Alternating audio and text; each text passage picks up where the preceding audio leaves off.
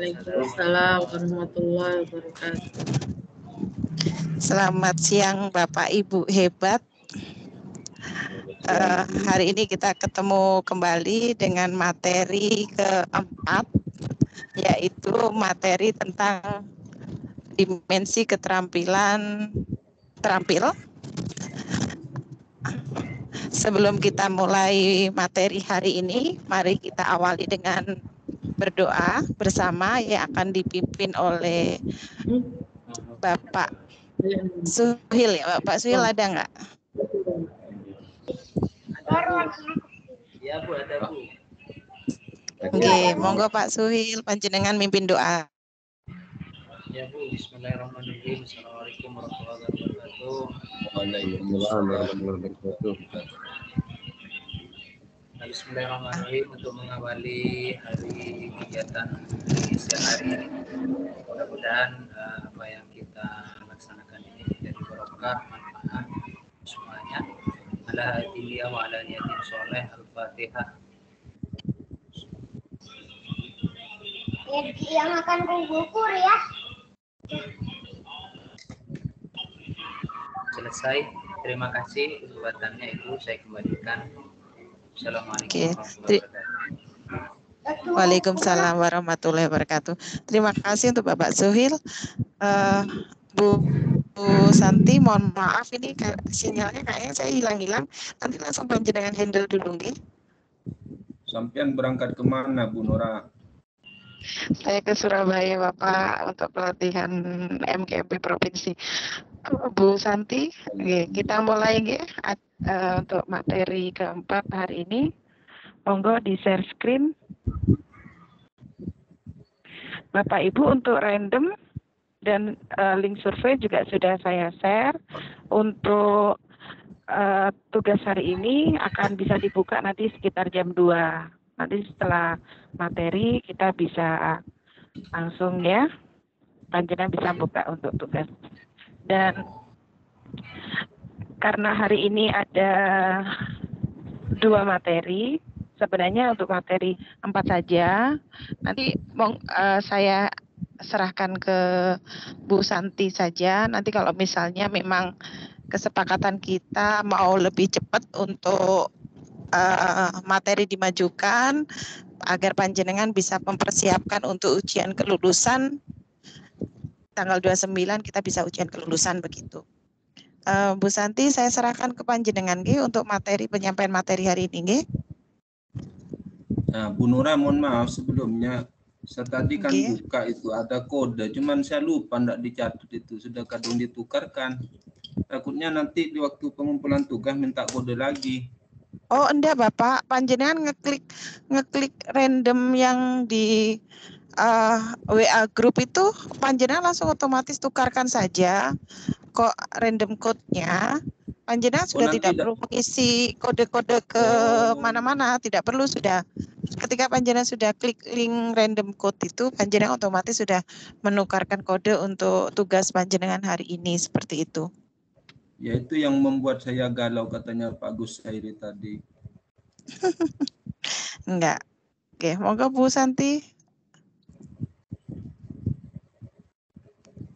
Baik Bu Nora, berarti ini ke saya ya untuk yang materi komunikasi terampil, nggih. Nggih. Bu Santi. Dalam banyak dia kok yang hadir hanya sedikit saja mulai kemarin. Iya, yang hadir 10. Enggak apa-apa Bapak, enggak apa-apa.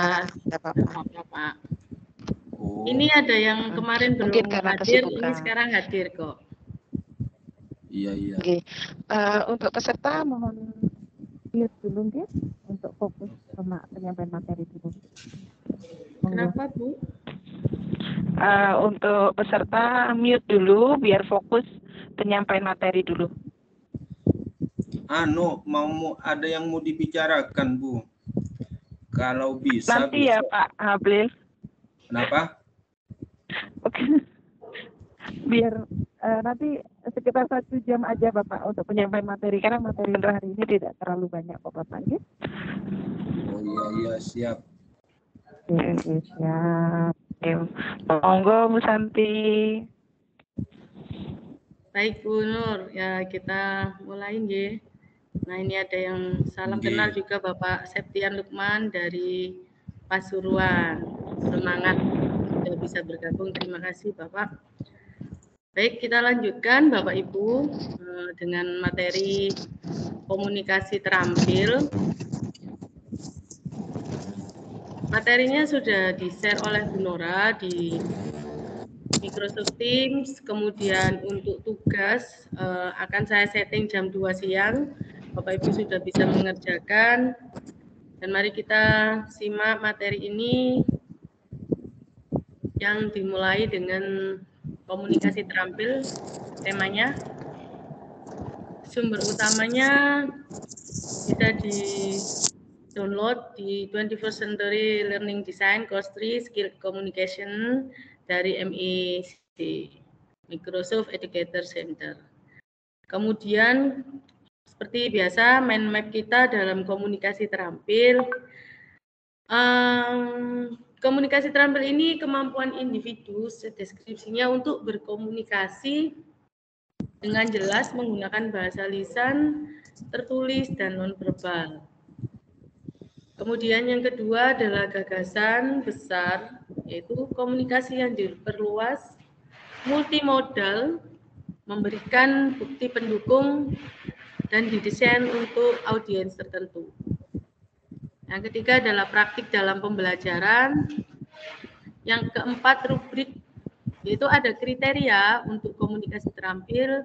Dan yang kelima adalah pohon keputusan. Untuk komunikasi terampil ini ada 4 level yang disediakan. Nah, deskripsinya topik ini memperkenalkan tentang konsep komunikasi terampil dan bagaimana guru dapat merancang kegiatan belajar yang mendukung siswa untuk memiliki keterampilan penting ini. Komunikasi terampil dalam pembelajaran abad 21 mengacu pada kemampuan individu untuk berkomunikasi dengan jelas, menggunakan bahasa lisan, tertulis, dan nonverbal. Masyarakat sekarang mengharuskan setiap orang memiliki kemampuan ini karena tuntutan hubungan sosial dan ekonomi global, serangkaian keterampilan komunikasi itu juga jauh lebih beragam. Tujuan pembelajaran hari ini yaitu adalah komponen komunikasi terampil, komunikasi yang diperluas, komunikasi multimodal, bukti pendukung dalam berkomunikasi, komunikasi untuk khalayak tertentu, dan merancang kegiatan pembelajaran, yaitu komunikasi terampil. Pendahuluannya, Bapak Ibu, apa itu komunikasi yang diperluas? Nah, seperti ini di sini nampak di gambarnya. Nah, komunikasi yang diperluas adalah komunikasi yang mewakili serangkaian ide terhubung, tidak ada satupun pemikiran sederhana, setara dengan satu atau beberapa paragraf lengkap, bukan kalimat atau frasa. Apakah siswa menunjukkan komunikasi yang diperluas? Coba kita perhatikan contoh. Siswa memposting komentar satu kalimat di forum diskusi Canvas untuk menanggapi artikel berita dari pilihan mereka. Ini dia kode tidak. Siswa menulis surat kepada editor untuk menanggapi artikel berita terbaru pilihan mereka. Termasuk komunikasi terampil. Contoh kasus yang kedua, yang 1B. Siswa berpartisipasi dalam webinar dengan penulis buku di negara bagian lain, kemudian mengajukan pertanyaan lanjutan. Nah, ini di sini termasuk juga merupakan komunikasi terampil. Sedangkan sebelahnya yaitu siswa berpartisipasi dalam webinar dengan penulis buku di mana mereka menyajikan tinjauan rinci tentang buku penulis, lalu jawab pertanyaan lanjutan diminta oleh penulis. Apa yang dimaksud dengan komunikasi multimodal? Nah, di sini meliputi ide, ada pembelajaran, ada pengembangan, ada komunikasi tersebut secara lisan dan nonverbal, ada pengetahuan, dan di sini Bapak Ibu sudah bisa lihat contoh-contohnya komunikasi yang multimodal. Nah, Komunikasi dikatakan multimodal ketika komunikasi tersebut menggunakan lebih dari satu jenis media untuk menyampaikan pesan yang koheren. Ini keluar insya Allah dalam ujian pertanyaan ini. Kemudian, apakah siswa menunjukkan keterampilan berkomunikasi multimodal? Nah, contoh kasus, siswa membuat podcast tentang badai di kelas jurnalisme dengan skrip bentuk tertulis dan podcast audio final. Di sini tidak. Kemudian siswa membuat podcast tentang badai di kelas jurnalisme termasuk naskah tertulis, podcast audio final dan efek suara yang mendukung teks tulisan. Ini kan menggunakan efek suara dan mendukung teks tulisan. Di sini hanya audio. Jadi di sini nanti pilihan jawabannya seperti ini, Bapak Ibu. Di dalam soal ada pilihan jawaban seperti ini. Atau siswa membuat podcast tentang badai untuk kelas jurnalisme dan mengarahkan pemirsa ke halaman web pendukung yang berisi foto-foto yang membantu pendengar memvisualisasikan aspek badai. Nah, ini yang termasuk komunikasi yang terampil multimodal. Contoh kasus yang kedua B, yaitu siswa menulis laporan lab tentang lab science kepadatan materi dengan hanya teks narasi. Ini bukan contoh teks komunikasi multimodal. Sekarang yang termasuk contoh adalah siswa menulis laporan lab tentang kepadatan materi, termasuk teks naratif dan bukti visual dari apa yang mereka lihat dalam percobaan tersebut. Seperti ditampilkan gambar, foto, tangkapan layar, dan tampilan data dari real time. Oke, sekarangnya refleksi kita, apa perbedaan mendasar antara komunikasi yang diperluas dan komunikasi biasa? Apakah dengan menggunakan berbagai jenis media, siswa dapat dikatakan sudah berkomunikasi secara multimodal? Jelaskan alasan Anda. Nah, ini kita berdiskusi ya. Bapak Ibu sedikit saja, waktunya mungkin tadi sudah presentasi mungkin 10 menit yang saya sampaikan. Jadi refleksinya adalah saya ketik di chat saja. Apa perbedaan mendasar antara komunikasi yang diperluas, yaitu komunikasi yang kompleks tadi, dan dengan komunikasi biasa? Monggo yang raise hand. Bu Rizky.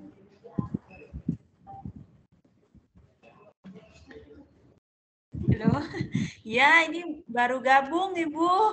Oh baru gabung ya. Soalnya sinyal mulai tadi terkendala sinyal mulai tadi. Oke, siap Bu. Jadi kan tadi komunikasi yang biasa dengan keterampilan komunikasi yang diperluas tadi, itu kan perbedaannya kan sedikit ya. Dia menyampaikannya dengan jelas menggunakan bahasa lisan, tertulis atau verbal, kemudian menggunakan alat, alat yang meliputi berbagai media, baik itu secara, mohon maaf ini, oke sudah kembali ya, Bu Nur ini lokot ya, terlempar ya.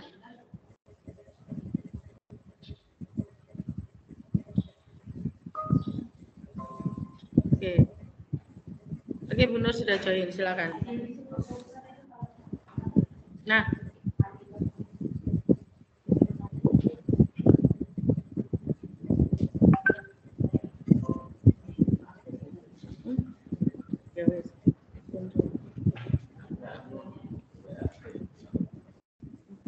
baik Bapak Ibu, saya lanjutkan saja karena sepertinya gangguan sinyal ini ya. Saya lanjutkan sedikit mengenai komunikasi terampil yang di bagian kedua.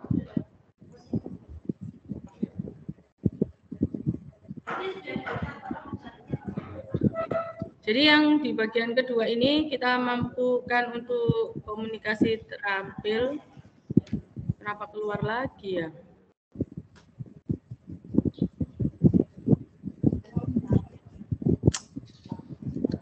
Sudah nampak Bapak Ibu di layarnya? Aku sudah. Ye, masih dengan saya ya Bapak Ibu, Bu Santi, di komunikasi terampil bagian 2. Yang di sini tujuan pembelajaran yang kedua, memahami bukti pendukung dalam berkomunikasi, memahami komunikasi yang ditujukan untuk khalayak tertentu, dan merancang kegiatan pembelajaran dengan memasukkan komponen keterampilan komunikasi. Nah, yang dimaksud dengan bukti pendukung saat komunikasi dilakukan itu jika siswa menjelaskan ide-ide mereka, membuktikan argumen mereka, lalu memberikan sumber rujukan ketika menjelaskan fakta dan contoh-contoh. Kemudian, apakah siswa berkomunikasi dengan bukti pendukung? Nah, kita di sini ada contoh. Yang pertama, kegiatan siswa adalah siswa berusia 15 tahun menulis esai dengan topik mengapa pemanasan global merupakan sebuah masalah. Nah, cukup bukti jika esai menuliskan gagasan tentang pemanasan global dan mencantumkan rujukan dari artikel ilmiah tentang pola perubahan iklim dan dampaknya terhadap ekosistem sungai.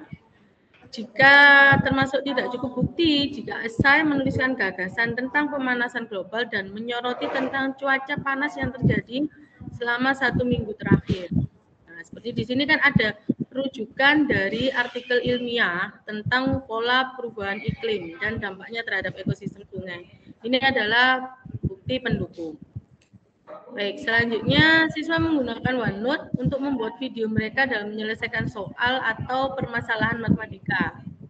Contoh yang cukup bukti, video tersebut mencantumkan penjelasan dan pemikiran dari setiap langkah yang dituliskan. Tidak cukup bukti, video hanya mencantumkan langkah-langkah yang digunakan oleh siswa. Wah, mantap. Tanpa menjelaskan alasannya. Bisa. Nah, apa yang dimaksud dengan komunikasi untuk khalayak tertentu? Komunikasi siswa dirancang dengan tepat untuk khalayak tertentu jika menyediakan bukti bahwa siswa memperhatikan pembaca, pendengar, dan penonton tertentu, serta orang-orang yang mereka ajak berkomunikasi. Apakah siswa merancang komunikasinya untuk khalayak tertentu? Coba kita lihat di sini. Selamat pagi, Pak A. Perkenalkan saya Satya, selaku perwakilan dari kelas B. Saya hendak melaporkan bahwa tempat sampah di depan kelas kami semakin hari semakin menyengat baunya karena sampah-sampah yang tidak terpilah dengan baik. Maka dari itu, kami memohon kepada pihak sekolah untuk dapat melakukan pergantian atau menambah tempat sampah yang dapat memilah sampah-sampah tersebut. Atas perhatiannya, kami ucapkan terima kasih. Hormat saya, Satya. Nah, ini adalah kegiatan siswa menulis email kepada kepala sekolah, menyarankan perubahan tempat sampah di sekolah. Cukup bukti jika email yang dikirimkan dengan jelas menyarankan perubahan kebiasaan memilah sampah, manfaat, dan dampaknya terhadap lingkungan. Email ditulis dengan memposisikan diri mereka sebagai anggota komunitas sekolah yang beragam. Tidak cukup bukti email yang dikirimkan merupakan permintaan pribadi yang tidak mungkin diberlakukan untuk kepentingan sekolah secara luas. Nah, ini adalah contoh kegiatan pameran tentang fungsi pohon untuk komunitas sekolah. Cukup bukti pameran menyampaikan pesan yang jelas melalui berbagai konten visual yang menarik seperti layar belakang secara langsung atau permainan dan berdasarkan kelompok usia dan tingkat kesulitan. Tidak cukup bukti pameran menyajikan banyak informasi melalui beragam teks bacaan tanpa menggunakan media lainnya. Untuk rubrik yang seperti biasa kita hafalkan ya, atau kita tanamkan kepada diri kita, tidak hanya dihafalkan. Siswa tidak diharuskan menghasilkan komunikasi luas atau komunikasi institusi. Siswa diharuskan menghasilkan komunikasi luas atau komunikasi multimodal, tetapi tidak diharuskan memberi bukti pendukung atau mendesain pekerjaannya untuk audiens tertentu. Itu rubrik kedua. Sedangkan rubrik ketiga, siswa diharuskan menghasilkan komunikasi luas atau komunikasi multimodal, dan mereka diharuskan memberi bukti pendukung. Mereka harus menerangkan gagasan-gagasannya atau mendukung sebuah tesis dengan fakta-fakta atau contoh. Atau mereka diharuskan mendesain komunikasinya untuk audiens tertentu tapi tidak keduanya. Nah, yang keempat, maaf, siswa diharuskan menghasilkan komunikasi luas atau multimodal, dan diharuskan memberi bukti pendukung, dan juga diharuskan mendesain komunikasinya untuk audiens tertentu. Ini yang keempat. Mohon keputusannya diperluas atau multimodal, kalau tidak ya tetap satu, kalau iya termasuk yang kedua. Kemudian ada bukti pendukung, masuk ketiga, dirancang benar untuk audiens tertentu. Kalau iya, kita sampai ke yang keempat. Nah, ini tadi refleksinya. Kriteria apa saja menjadi tolak ukur bahwa komunikasi telah menggunakan bukti pendukung. Bukti apa saja? Ini pertanyaan ini Bapak Ibu yang ditanyakan di refleksi ini, pertanyaan yang ditanyakan di ujian nanti, yang 100 soal itu untuk kelulusan. Dengan syarat nilai minimal KKM-nya itu 700. Nah, jadi pertanyaan ini tadi adalah penjelasan dari slide yang sudah kita bahas di komunikasi yang terampil. Nah, Bapak Ibu, untuk guru yang kalau tadi kan siswa kita sudah dapatkan ya, kita dapatkan komunikasi terampil melalui slide-slide yang tadi. Ada multimodal, kemudian komunikasi diperluas, bukti pendukung, dan untuk audiens tertentu. Sedangkan untuk guru, komunikasi terampilnya, mic saya enggak bocor kan ya Bapak Ibu? Apakah mic saya bocor? Enggak ya? Nah, tidak Bu, tidak aman. Itu ada saat memberikan umpan balik. Memberikan umpan balik atau feedback. Jadi saat kita melakukan refleksi,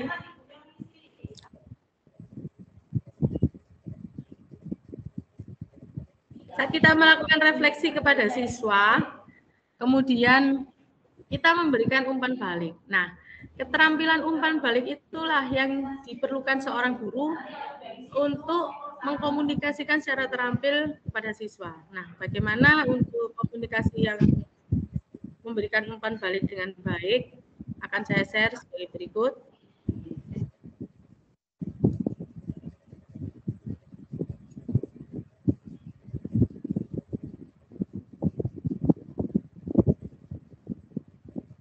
Sebentar ya Bapak Ibu, ada sedikit ditunggu dulu.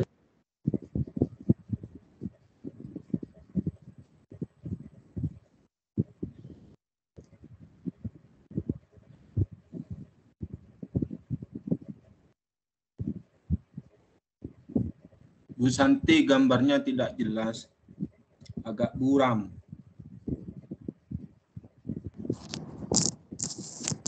Bapak Ibu, saya lanjutkan ya. Masih ada gangguan. Oke, monggo Bu Santi. Baik. Nah, lanjut dulu. Tadi saya ulang sedikit ya. Kalau komunikasi terampilnya siswa tadi kan sudah di slide-slide tadi yang 21st Design Learning. Nah, sekarang yang komunikasi guru yaitu saat memberikan umpan balik. Apa saja sih yang harus diperhatikan dalam memberikan umpan balik? Apakah hanya memberikan penghargaan, pujian, atau bagaimana? Nah, seperti ini. Oke, saya share.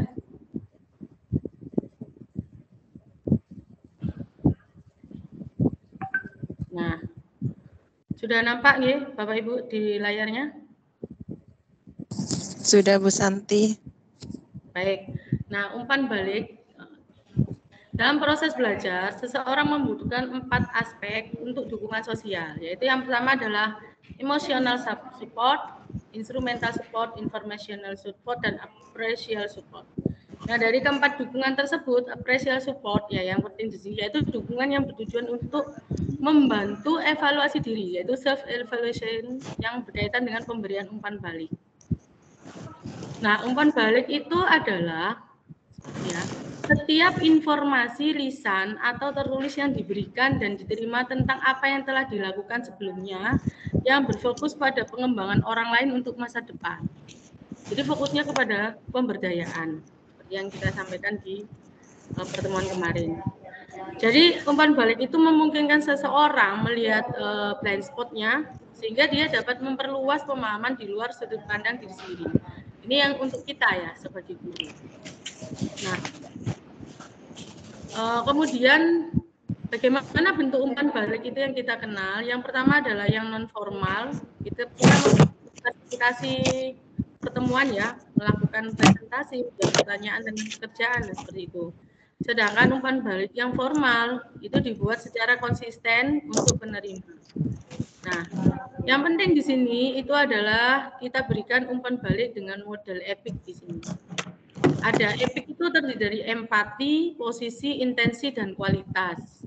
Nah, yang saya tekankan yang pertama ini adalah intensi. Adalah di sini yang EPIC itu empati, posisi, intensi, dan kualitas. Tapi yang pertama ini adalah intentionnya. Nah, model EPIC ini terjemahan dari model aslinya yaitu EPIC yang diarsal oleh Victor de Quesan. Nah, ini Bapak Ibu contohnya empati, kualitas, posisi, dan intensi. Yang pertama, saya kenapa di dimensi intensi? Karena intensi itu niat. Jadi memberikan umpan balik itu didasari niat. Niat kita untuk memberikan evaluasi sehingga siswa itu bisa meningkatkan kualitas diri mereka. Jadi niat, tujuan, maksud Anda sebelum memberikan umpan balik. Ini yang paling penting. Nah, Anda perlu memahami maksud dan tujuan umpan balik tersebut untuk mengkomunikasikan kepada siswa kita. Kemudian intensi itu ada 4 komponen, yaitu meningkatkan kinerja. Apa yang ingin Anda tingkatkan? Coba identifikasi kebutuhan Anda. Yang kedua adalah meningkatkan kesadaran diri. Ceritakan mengapa hal itu terjadi, apa yang Anda rasakan. Seperti ada yang kekeliru atau kurang. Tindakan tersebut benar, akan mengakibatkan ini. Tindakan tersebut kurang tepat, seperti itu. Nah, kemudian kalau mengembangkan hubungan. Nah, saya menghargai upaya Anda. Misalkan ini kan nanti kita ada rencana ini ya umpan balik buat teman-teman yang misalkan presensinya berkurang, yang timid tadi seperti itu 5. Nah, ini kita akan menyampaikan sini. Saya menghargai upaya Anda mengerjakan tugas. Nah, sebaiknya akan lebih lebih baik lagi jika Anda mengikuti tatap muka pertemuan kita. Nah, seperti itu. Jadi materi ini kenapa disampaikan karena erat hubungannya dengan kegiatan kita. Kemudian memberi energi. Memberi energi ini ingin membantu seseorang untuk mengembangkan kepercayaan diri, harga diri, inspirasi, semangat, dan motivasi. Nah, maka Bapak Ibu kalau tidak ingin dimotivasi, jadilah motivator sejati. Yaitu kalau motivator sejati itu tidak perlu dimotivasi. Nah, seperti bapak-bapak dan ibu-ibu yang mengikuti kegiatan pelatihan ini tetap intens mengikuti tatap maya itu adalah saya yakin Anda semua ini adalah seorang motivator sejati karena memotivasi dirinya sendiri. Nah, kemudian yaitu dimensi posisi, bagaimana memberikan umpan balik dan bagaimana penerima umpan balik merespon umpan balik. Nah, sebaiknya saat kita memberikan umpan balik itu dalam posisi yang setara, jadi kedudukan setara. Posisi kan ada dinamika ya, kekuasaan. Jadi misalkan kita sedang di supervisi seperti itu, ada dimensi dari atasan dan bawahan. Nah, ini perlu dipertimbangkan, dinamika kekuasaan itu mempengaruhi kualitas umpan balik yang diberikan. Nah, jika umpan balik yang diberikan merasa inferior, dia akan cenderung masuk ke mode defensif. Ketika umpan balik yang diberikan memberi seseorang merasa lebih superior, dia akan cenderung masuk ke mode ofensif atau penolakan. Nah, seperti itu. Nah, makanya lebih baik jika setiap pekerjaan kolaboratif, kesetaraan itu sangat penting. Jadi dalam pelatihan ini ya Bapak Ibu, saya pun tidak lebih baik dari panjenengan semua. Panjenengan saya yakin punya kompetensi yang sangat unggul.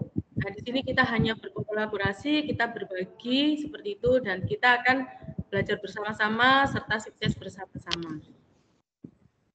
Kemudian izin persetujuan. Nah, permintaan izin ini juga diperlukan Bapak Ibu dalam memberikan umpan balik, yaitu untuk menciptakan kesetaraan, kepercayaan, keamanan. Jadi misalkan bolehkah saya membagikan hasil pengamatan saya kepada Anda?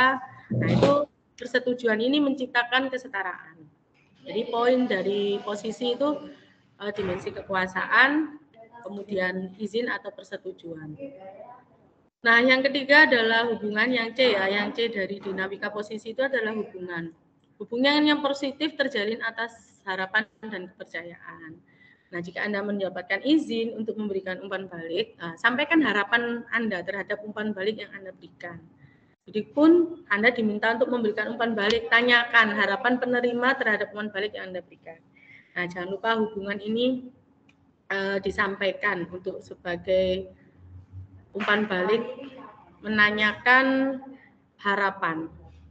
Nah, yang ketiga tadi ada intensi, yang pertama, yang kedua adalah posisi, yang ketiga adalah kualitas. Kualitas dalam pernyataan atau pertanyaan yang Anda sampaikan saat memberi umpan balik mempengaruhi keberhasilan umpan balik itu sendiri. Jadi, ada 3 komponennya. Yang pertama adalah kejelasan. Pastikan Anda memahami sepenuhnya pesan dan makna dari umpan balik yang Anda berikan. Kemudian fokus pada yang dibutuhkan. Seperti itu ya. Kemudian format, yaitu format merupakan kesesuaian antara niat Anda dengan pemberi umpan balik. Misalnya jika Anda ingin mengikatkan hubungan dengan seseorang, gunakan umpan balik yang mengembangkan hubungan. Kemudian adalah kejenihan dan kemurnian atau kemurnian. Jadi mengacu pada kemampuan Anda membedakan antara fakta dan interpretasi dari sebuah situasi untuk memastikan bahwa umpan balik yang diberikan itu adalah umpan balik yang kontekstual dan realistis. Nah, misal jika calon guru penggerak terlambat hadir 15 menit saat lokakarya, faktanya adalah ia terlambat 15 menit, tapi keterlambatan 10 menit bisa diartikan berbeda oleh setiap orang yang hadir di rapat tersebut. Nah, ini kan kita membayangkan nih situasi apa yang Anda jadikan dasar sebagai balik Anda dan fakta apa yang terlihat oleh orang lain dan apa interpretasi Anda. Yang keempat yaitu dimensi empati. Empati ini sangat diperlukan saat memberikan umpan balik. Kita harus memberikan empati kepada orang yang kita berikan umpan balik, yaitu empati emosional, empati kognitif, dan empati perspektif. Seperti itu. Kemudian pertanyaan refleksif kepada diri sendiri mengenai empati. Nah, tempatkan diri Anda pada posisi orang lain. Apa yang Anda pikirkan dan dirasakan oleh orang tersebut pada saat itu. Jadi saat Anda memberikan umpan balik, dengan bayangkan proses yang dilakukan anak-anak sejauh mana mereka menghasilkan proyek tersebut dengan hasil yang mereka presentasikan, tidak hanya hasil yang kita nilai tapi proses. Nah itu kita refleksikan terhadap apa yang dirasakan oleh mereka. Nah, memberi dan menerima umpan balik adalah proses yang seimbang dan dialektis. Keterbukaan dalam memberi atau menerima umpan balik sangat penting. Seperti itu nggih Bapak Ibu. Hadirkan diri sepenuhnya sebagai manusia yang reflektif dan ingin belajar dengan memberikan serta mengelola umpan balik tersebut di lingkungan diskusi yang sehat. Seseorang akan berdaya sehingga mampu berkembang lebih cepat dan lebih proaktif. Jadi umpan balik ini tidak mudah, harus keterampilan yang diasah terus-menerus kita latihkan. Nah, saya percaya nih Bapak Ibu ini sudah pengalaman, jam terbangnya tinggi, pasti komunikasi dengan memberikan umpan balik ini sangat bagus sekali, sangat halus seperti itu dan sangat memberdayakan. Nah, itu Bapak Ibu ini referensi dari sumber untuk memberikan umpan balik sebagai komunikasi keterampilan kita kepada siswa ataupun teman ataupun komunitas kita untuk saling memberdayakan. Itu yang bisa saya sampaikan. Mari kita lanjutkan dengan Bu Nur. Terima kasih, mohon maaf kalau ada Terima kasih. Monggo, Bu Nur. Terima kasih Bu Santi. Monggo kalau Bapak Ibu ada pertanyaan bisa langsung ditanyakan.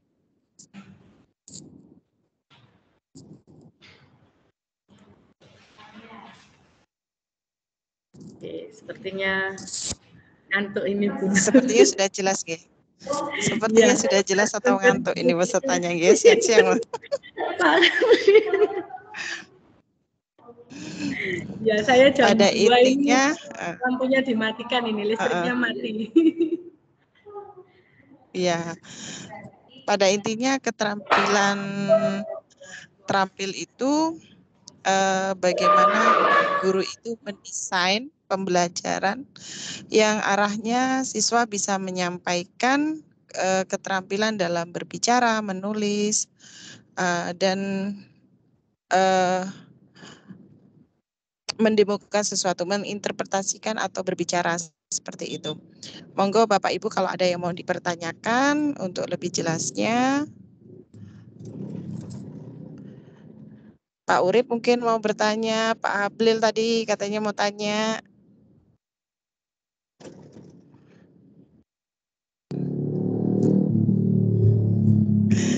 Kalau untuk materi, ya aman kayaknya ya. Untuk materi 4, untuk tugas sudah di-share Bapak Ibu. Nah, hari ini sekalian aja, kalau Bapak Ibu berkenan, untuk materi kelima, izinkan untuk di-share juga, nggih. Jadi panjenengan bisa menyelesaikan sekaligus. Karena gini, harapan kami besok itu panjenengan tinggal di materi 6 dan bisa sambil tryout di tanggal 29 itu kita ke materi 5 nggih. Besok materi 5 untuk yang hari Rabu itu materi 6 sekaligus tryout, atau panjenengan berkenan materi 6 itu diganti ke besok. Jadi materi 5 kalau misalnya bisa dibahas hari ini juga enak ya Bu Santi. Jadi besok materi 6 tanggal 29 maaf. Maksudnya yang hari ini materi 4 dan 5, besok materi 6, tanggal 29 tryout, panjenengan bisa nyoba tryout. Kemudian ujian kelulusannya tanggal 29. Kalau misalnya ternyata nilai ada yang kurang, kita bisa langsung di tanggal 30-nya remedinya. Gimana Bapak Ibu? Setuju Bu. Setuju Bu, setuju. Pasrah saja pada Bu Nora dan Bu Santi. Jadi materi gimana Pak Abdil? Cuman ini besok kalau bisa bagaimana kalau misalnya diganti pagi jam 8 misalnya sampai jam 10. Soalnya siangnya sepertinya saya tidak bisa eman kalau tidak ikut sebetulnya. Kesepakatan dari Bapak Ibu yang lainnya. Karena memang sebenarnya ini sekarang kita sudah libur nggih. Kalau yang guru mungkin libur ya, untuk siswanya libur, untuk guru kan tidak libur ya. Kalau misalnya panjenengan berkenan untuk diganti pagi nggak apa-apa. Ya jam 8. Sepertinya kalau siang besok tidak bisa eman kalau tidak ikut. Tapi ada yang panitia PPDB Bu Nora, saya panitia PPDB besok lagi. Oh ya. Ya sudah, gini aja Pak Hablil, enggak apa-apa, tetap kita siang. Panjenengan nanti bisa menonton ulang di rekaman nggih. Lalu tugasnya gimana? Tugas kalau misalnya Bapak Ibu merasa butuh waktu tambahan, enggak apa-apa, mungkin kita habis maghrib mungkin bisa ketemuan itu sambil lalu nanti sambil saya ikut pelatihan saya hari ini kan, saya hari ini besok dan besok lusa kan tetap saya akan dampingi bersama dengan Bu Santi. Jadi kalau misalnya butuh bantuan, insya Allah kami siap. Gitu. Jadi besok misalnya saya tidak ikut, tidak apa-apa ya Bu? Insya Allah tidak apa-apa Pak. Yang penting tugasnya diselesaikan, G. Ya, cuman eman kalau tidak ikut itu. Untuk Bu Santi kemarin, bukan kemarin, iya tadi malam saya sudah menyelesaikan yang tugasnya Bu Santi itu. Ada 4 kan ya Bu? Iya Bapak, 4. Ada 4 ada tugas. materi 3, materi 3 dan 4. Yang 4 itu ada materi 2 dan 3 ya. Ya. Itu yang satu ada 3, yang satunya ada 4 Bapak. Jadi 7 yang ada 4 pokok ijazah. Ada 4 sertifikat kan ya Bu Santi? Iya Pak. Betul. Ada 4 sertifikat yang satu itu saya lampirkan kok tidak muncul Bu, hanya 3 yang muncul itu. Lampiran sertifikatnya itu. Mohon dicek Bu Santi nanti. Oh, iya Pak.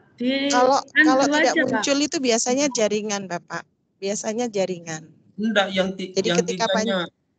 yang tiganya muncul itu Bu Nora. Hanya satu yang tidak kelihatan, tidak tahu kemana larinya.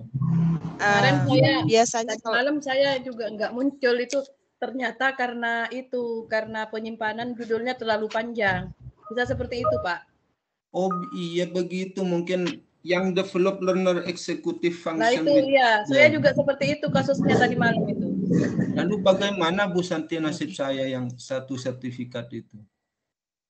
Di-download kembali Bapak dengan mengganti nama. Lalu di-upload lagi? Iya, betul, di-upload lagi. Di-upload lagi. Yang ya Pak. Hanya yang satu saja yang di-upload ya Bu Santi dan Bu Nora. Ya. Di-undo dulu. Undo return in-nya itu dikembalikan. Batalkan pengiriman. Batalkan pengiriman. Terus di-upload lagi. Setelah Bapak download ulang seperti yang disarankan Bu Nur tadi. Iya.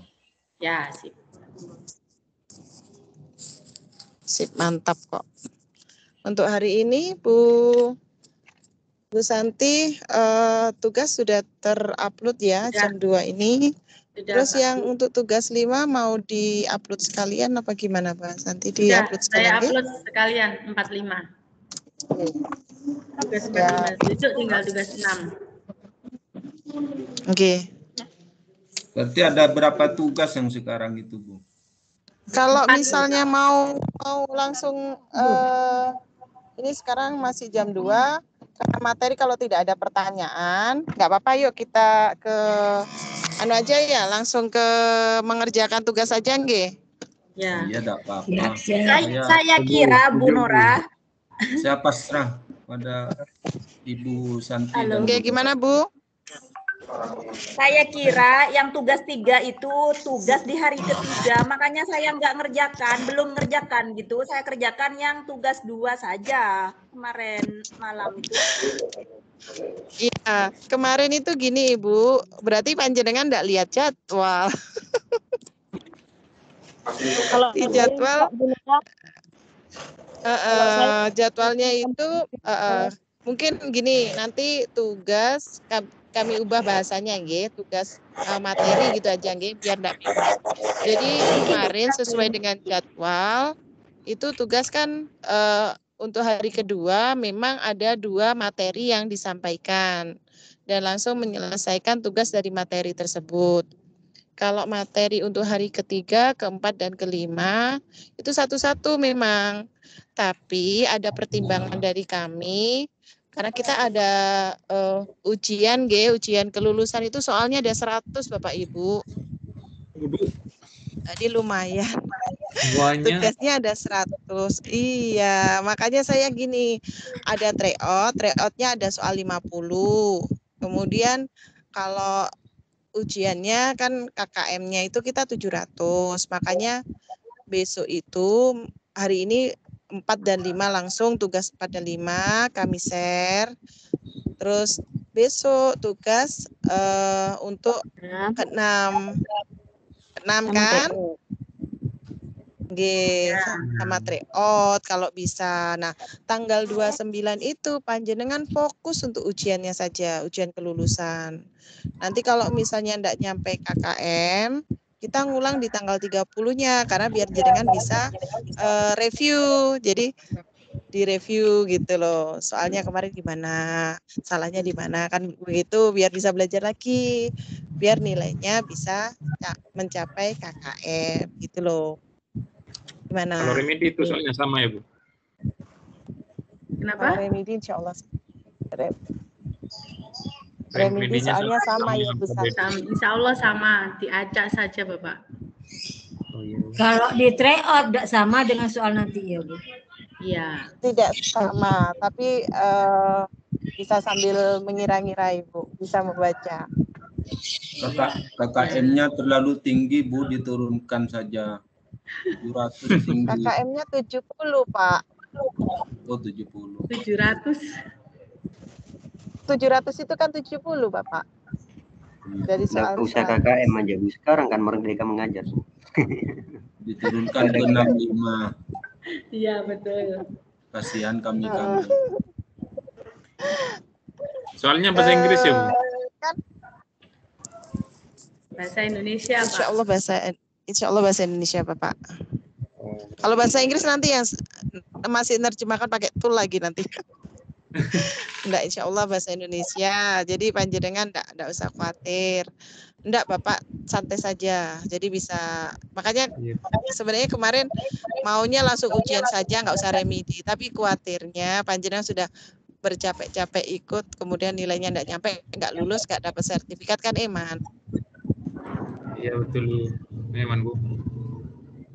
Ya, sudah capek-capek kerjakan semangatnya 45 ya. Sudah tidak tidur siang ini, Bu.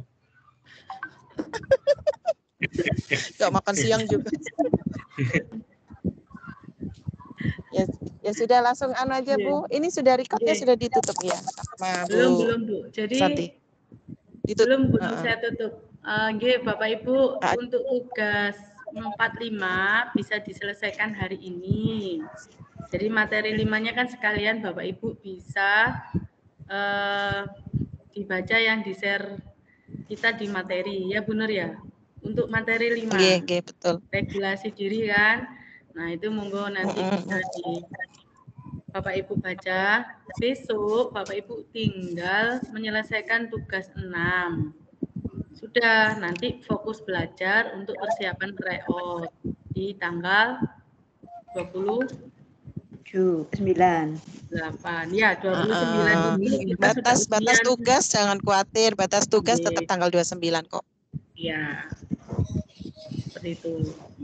Jadi Bu Rizky bisa agak nyantai, bisa ngerjakan tugas yang sekarang dulu sampai yang tugas 4. Tugas 5-nya mau dikerjakan nanti malam apa besok pagi, enggak apa-apa. Atau nanti mau saya upload sekalian dah tugas 6 selesaikan. Enggak apa-apa. Ya Bu, sekalian. Kalian biar nanti pas mabuk nanti kalau kebanyakan. Ada Altimo. Ya nanti saya share mabuk ya Bu Santi. Iya nanti mabuk. Yang tugas 6 ya. Tugas 6-nya mau di-share juga. Nanti aja Bu ya. Jam 6 ya. Enggak apa-apa di-share saja, enggak apa-apa Bu. Untuk tugas 6 di-share aja. Nanti untuk random code-nya ya materinya kita share dulu biar teman-teman belajar. Untuk tugas 6 besok aja biar teman-teman kasihan masalahnya tugas 600 sekarang ya aku kan masa ngawal. Jadi materinya di-share. Materi 1, 2, 3, 4, 5, 6 sudah bisa dilihat semua. Bulanannya juga untuk tugasnya 45 aja dulu Bu Santi. Siap. Atau kerja kelompok Bu, enak Bu. Kerja kelompok saja. Boleh kalau mau kerja kelompok. Ya sudah, untuk hari ini cukup ini. Kalau mau ada ngobrol-ngobrol tambahan enggak apa-apa. Ditutup dulu nggih? Nggih. Ditutup dulu. Nggih. Pak Suhil masih ada di tempat? Pak Suhil masih di tempat enggak Bu Santi? Saya pakai HP jadi enggak bisa ngelihat Pak semuanya. Suhil enggak ada, Bu. Ablil masuk, Oh, Bu. sudah. Keluar. Kalau gitu untuk menutup acara saya minta tolong Pak Agus nggih. Nggih, Pak Agus. Siap, Bu. Tadi absen dulu, Bu. Absennya jangan khawatir Ibu, Bapak. Absennya langsung muncul. Panjenengan masuk itu absen langsung muncul. Ablil.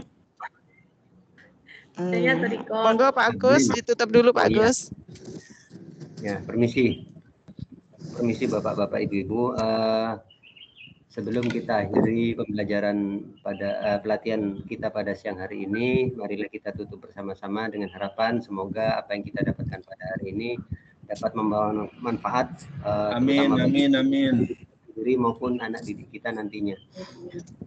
Amin. Marilah kita angkat tangan sejenak untuk berdoa bersama-sama. Rabbana atina fid dunya hasanatan wa fil akhirati hasanatan wa qina adzabannar. Walhamdulillahirabbil alamin. Rabbana taqabbal minna bi hurmatil Fatihah. A'udzu billahi minasyaitonir rajim. Bismillahirrahmanirrahim.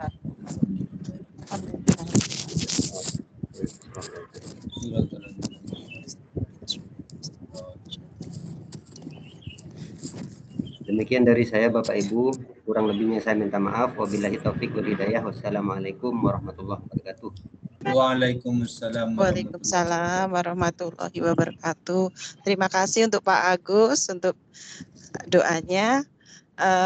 Oke Bapak Ibu, hari ini kita cukupkan. Terima kasih untuk perhatiannya. Saya Bapak Ibu nggak usah live nggak apa-apa, kita langsung ke pembahasan tugas-tugas nggak apa-apa. Tapi saya tutup dulu untuk yang pelatihan hari ini ya. Oke, makasih. Saya mohon maaf bila ada salah kata. Terima kasih untuk perhatiannya hari ini. Saya akhiri. Assalamualaikum warahmatullahi wabarakatuh. Waalaikumsalam warahmatullahi wabarakatuh. Ini masih di-record atau di-close, Bu? Close, Ibu. Di-close langsung.